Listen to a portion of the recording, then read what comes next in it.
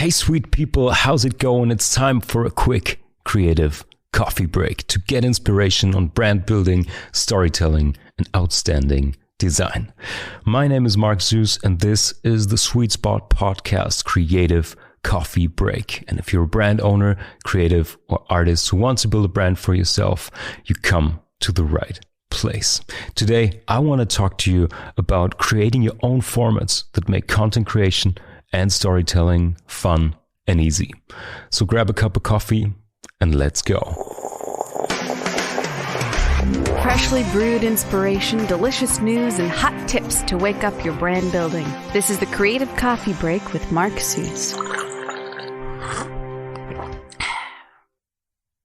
Sweet people, how's it going? Yeah, today I want to talk to you about creating your own formats for brand storytelling. This is the 5th episode of the strategic storytelling mini-series we're doing right here.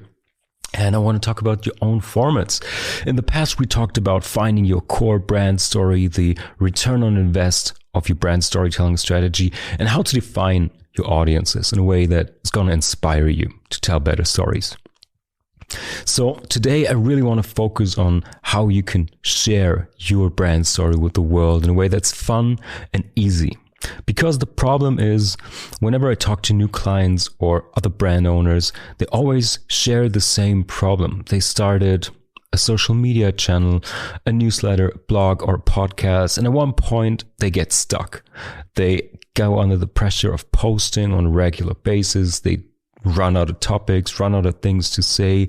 They don't have the time management in hand. So they, just become stressed out just by telling this brand story because they don't control their channels and their formats.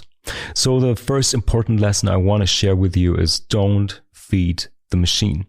Whichever tool you use, may it be social media or your own content marketing strategy, it's a tool working for you, for your brand marketing, and not the other way around. So don't get stressed out. Just lay out a plan and a storytelling strategy that allows you to easily and relaxed create great content and tell good stories.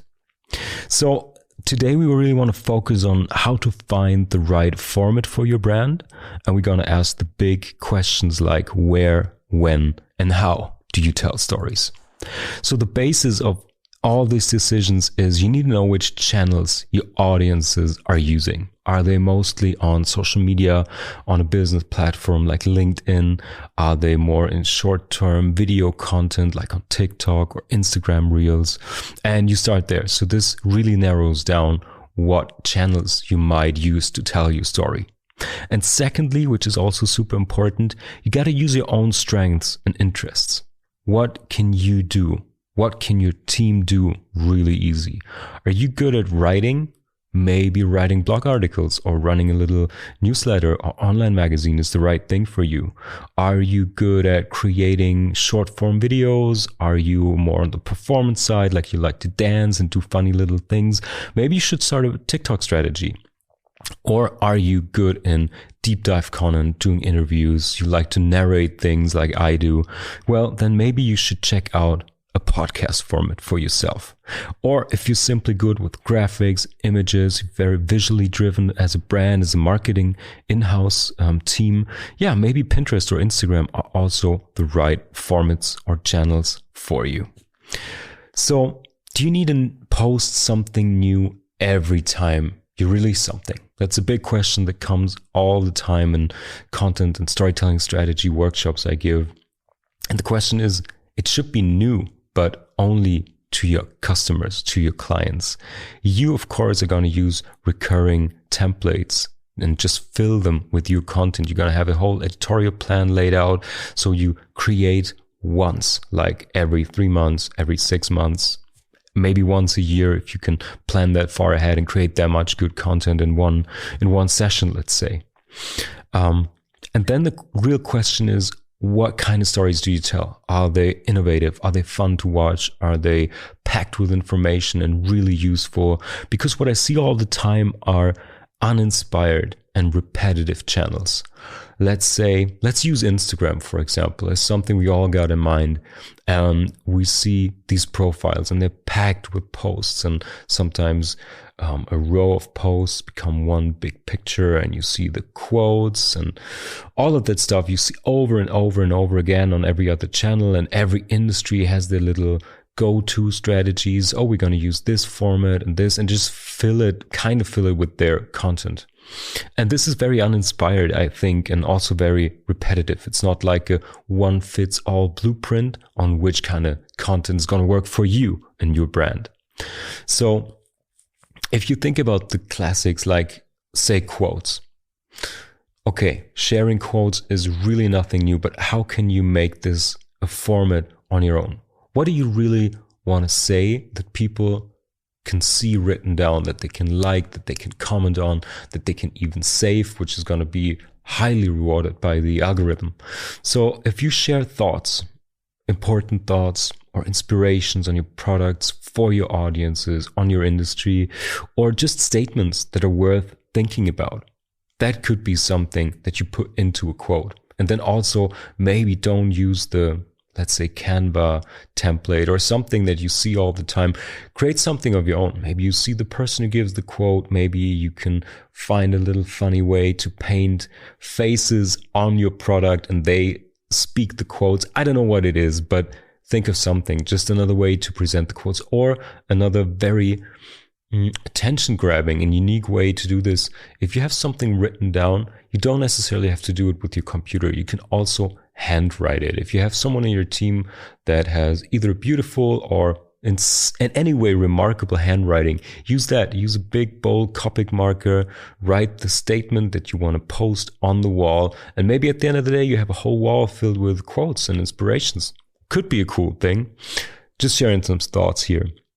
What else? You can do a behind the scenes. This is something I'm super interested whenever I follow brands, especially brands that are close to the chest when it comes to, let's say, musical instruments or fashion or jewelry or something that you really are keen about, that you maybe save money for, or that are aligned with something you really love and are passionate about. Not only the product and the high gloss campaign pictures are worth sharing, sometimes even the making of, the behind the scenes, the shipping process, whatever it is. Give us a little glimpse into your world. This could build trust. This could tell us more about your sustainability or your diverse teams or whatever it is you want to stand for, and share with us. And also the product shots. If you have a product you want to display on social media, it doesn't always have to be perfectly glossy campaign shots. You can also use snapshots, illustrations, something along the line. This is also a big upside of using social media. The expectations are very different towards paid advertisings or magazine ads in print or something. Anyway, the bottom line is, take the time to make the channel and the possibilities that the channel offers really make him yours. You set the rules. You can be inspired by best practices, but don't be too quick on your feet. Say, okay, we do social media, boom, boom, boom. We do like product shots, like interviews, like quotes. Really make them your own. Sit with it, own the channels, own the formats, and come up with something else. So I want to give you a strategic approach, a real understanding. Let's dive more into Instagram, let's say. If you want to really understand the channel, to carve out formats that are recognizable and are entertaining for your audience. Let's use Instagram. You got 4 kinds of things you can post there. Posts like the square pictures that are gonna be stuck to your profile. You got the stories that gonna disappear after 24 hours. You got the reels, which is kind of a new feature. You can edit videos there and they're going to be appearing in your profile, and also you can share them as a story. And it's a really highly interactive, kind of the most glossy format you can do on Instagram, because you can really put a lot of work into these little reels. You can basically have a whole video editing software in Instagram, putting looks and subtitles and music and everything there. So you can really edit little videos that can be really great. And you have Instagram Live, which is a total different deal. And then always think about what's the use of this specific format. Our channel is Instagram, and we have 4 formats: post, stories, reels, and live. And let's say, okay, what can I use this for? What's the purpose of this format? Like the posts that are going to be collected on my profile. When I get there, I can scroll through, and it's like a scrapbook of your brand. It's really the overview, and I find something interesting, I can dive in. It's maybe a slideshow, it's maybe a video, but it's like the overall look of your profile, and then each little post I can dive in and experience the whole story. And then reels are complex and entertaining. You really have the chance to go linear storytelling like you can do with video. Images are always like a static impression, and you have a little text and a little music maybe, but with the reels you can really dive into 3-dimensional storytelling in terms of you have multiple pictures, you have music, you have text, all in moving images. So it's really, you can really make strong impressions there. And then you have stories. They are gone after 24 hours. Feel free to experiment with new formats, with new ideas in your story feature. Give little statements, interviews, behind the scenes, whatever you do, try them out as a story, and you can see what the reactions are and if it works or not. And if you really love the story, you can still save them as highlight reels, highlight stories, as you know. And the whole live thing on Instagram, which I like to use as well, is an amazing interactive thing. You're going to be nervous if you do it for the first time, let's be real, but it's an amazing experience because you can in real time see your followers interacting with you. You get some hearts, you get some likes, you get some comments. You can even invite people up on the stage with you, share the screen with them, have discussions. So live is really great for interaction and a tighter bond between you and your audience. So let's give an example. How can you use that? Let's say you build guitars. Okay, you can post beauty shots of the guitars themselves. You can, of course, feature famous players that use your instruments. You can show the whole product range, the variety of colors and models and accessory. If I imagine I would plan and organize the content of a, let's say, guitar brand, I would imagine the whole Instagram channel to be like getting into an old vintage guitar store that is just beautifully crazy old guitar shop. It's so colorful, it's so fun. There's the glossy instrument, but there's also lighting, there's music in the background, there's weird guys behind the counter that are, maybe each of them has their own genre. There's the metal guy, the blues guy, the rock and roll guy.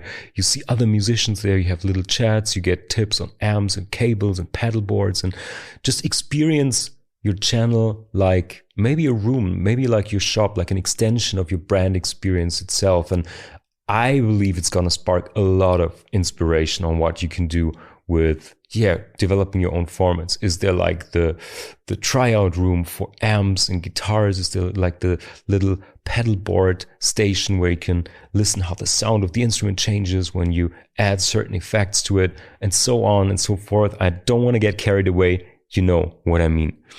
If I would do reels for a guitar building company, I think I would definitely start with a testimonial best of, like unknown players from the street, all of them covering freaking Smoke on the Water or whatever, and just have them all play the same riff at the same speed, and then you edit them together. It's like 100 people playing your instrument, all combining it into one song or something like that. Or you have a time lapse start to finish on how your instruments are built, something like that.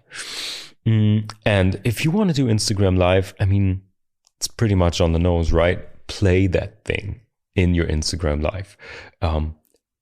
Dive into features, into sounds, into everything. Have other people, other players maybe come up onto the stage, play something for you.